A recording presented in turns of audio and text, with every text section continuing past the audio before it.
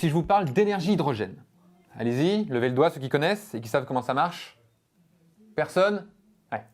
Voilà. L'hydrogène, comme l'oxygène, le fer ou le cuivre, est un des 92 éléments naturels connus à ce jour qui composent l'univers. Alors, tout paraît beau, mais il y a quand même un petit souci.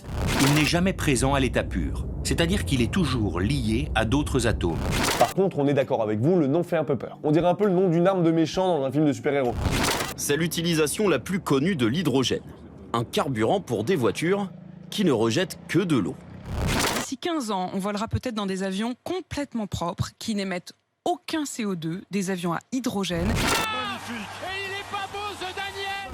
Alors, le train à hydrogène, ce que je vous annonce aujourd'hui, c'est qu'on va s'y engager à fond, parce que ça, c'est une vraie solution. On ne pourra pas tout décarboner seulement avec l'électricité. Et c'est pour ça qu'aujourd'hui, on dit souvent que l'hydrogène, c'était un peu la pièce manquante de la transition énergétique.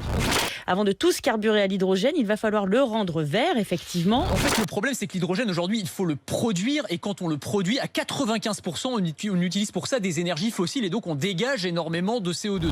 Demain, une nouvelle technique quasi miracle doit permettre de fabriquer de l'hydrogène 100% écologique.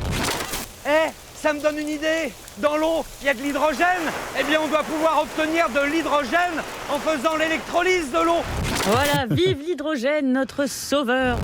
C'est donc l'objectif des 7 milliards d'euros qu'on a mis dans le plan de relance. Il faut décupler l'électrolyse et puis il faut largement diviser les coûts.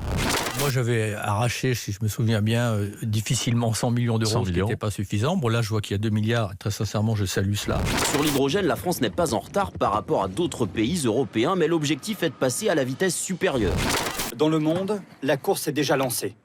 En Chine, le gouvernement coupe les aides aux voitures électriques et passe à l'hydrogène. La Commission européenne a présenté ce mercredi sa stratégie.